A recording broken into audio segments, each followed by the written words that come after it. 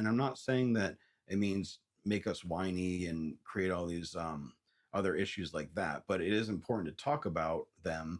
If a kid is getting angry, says he's angry all the time, or you see him angry all the time, but never talks about it, then that is never going to get solved.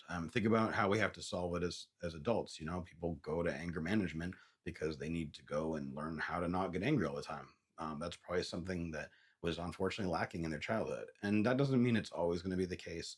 You just want to set your kids up for the best advantage they can have, right?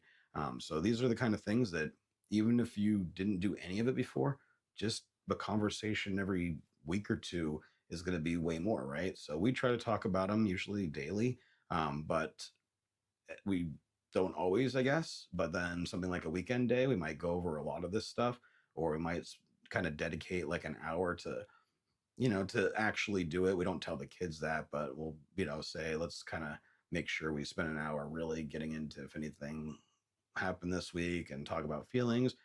We'll look up some new strategies here and there. Not a bad idea, do some research ourselves.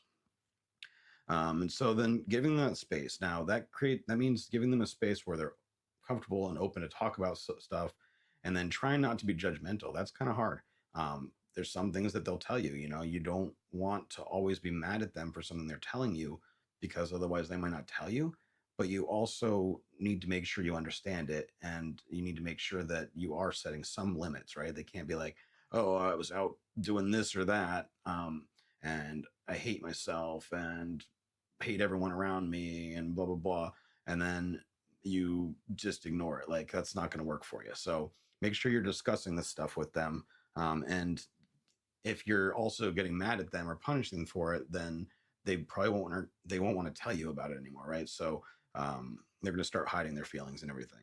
And then when I say a safe space, that includes people, but also like a safe space for them to escape to if they need to. Make sure the room is their sanctuary.